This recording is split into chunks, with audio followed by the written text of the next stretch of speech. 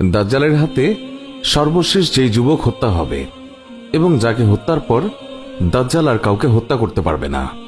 আমরা এমন এক যুগে দাঁড়িয়ে আছি যে কোনো সময় হতে পারে অনেক কিছুই, আর এমনি সময় আগমন ঘটবে ইমাম মাহাদির। অথচ আমরা জানি না যে কে এই ইমাম মাহাদি আর কেনই বা তিনি আসবেন। প্রথমেই জানা উচিত ইমাম মাহাদি কোনো ব্যক্তির নাম নয়। ইমাম অর্থ হচ্ছে নেতা, আর মাহাদি অর্থ হচ্ছে সঠিক পথ প্রদর্শনকারী। আপনারা হয়তো ভাবছেন এখনই তো মুসলিমরা সর্বত্র অত্যাচারিত হচ্ছে, তার মানে কি তিনি আত্মপ্রকাশ করবেন?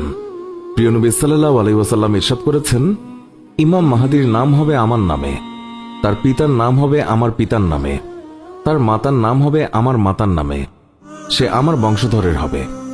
মুসলিম শরীফ। নবী করিম সাল্লাল্লাহু আলাইহি ওয়াসাল্লাম তার আসার প্রায় ৭০ থেকে ৭৫টি আলামত বলে গেছেন, তার সবগুলোই এখন প্রকাশিত হয়ে গেছে। সম্প্রতি বেশিরভাগ আলেমগণ বলছেন ইয়েমেনের কারাগারে থাকা ওই যুবকটি ইমাম মাহাদি। ওই যুবকের নামও মুহাম্মদ বিন আব্দুল্লাহ।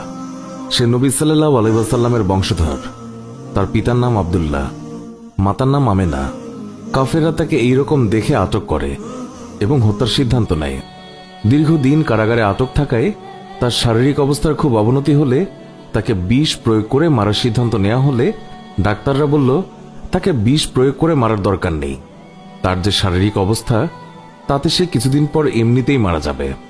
তাকে সেখান থেকে ছেড়ে দেওয়ার পর তিনি কোথায় আছেন, কি করছেন তা কেউই জানে না। তাই অধিকাংশ আলেমরা একমত ইনি ইমাম মাহাদি। যখন তার বয়স ৪০ বছর হবে তখন পবিত্র কাবা শরীফ তাওয়াফরত অবস্থায় কতিপয় আলেমগণ তাকে চিনে ফেলবেন এবং সেখানে ৩১৩ জন তার হাতে বায়াত গ্রহণ করবেন, কারণ ৩১৩ জন নিয়ে মুসলিমের জয়যাত্রা শুরু হবে। তারপর খোরাসান থেকে একদল কালো পতাকাবাহী দল ঘোড়া নিয়ে ছুটবে ইমাম মাহাদির কাছে। হযরত আব্দুল্লাহ ইবনে বুশর রাদিয়াল্লাহু তাআলা আনহু থেকে বর্ণিত, আল্লাহর রাসূল সাল্লাল্লাহু আলাইহি ওয়াসাল্লাম ইরশাদ করেছেন, ইস্তাম্বুল জয়ের মধ্যখানে সময় যাবে ৬ বছর। ৭ম বছরে দাজ্জাল আত্মপ্রকাশ করবে। ইবনে মাজাহ খণ্ড ২ পৃষ্ঠা ১৩৭। দাজ্জালের সাথে যুদ্ধে মুসলিমদের ১/৩ সৈন্য পলায়নপর হবে। আল্লাহ রাব্বুল আলামিন কখনোই তাদের তওবা গ্রহণ করবেন না। সৈনিকদের ১/৩ নিহত হবে।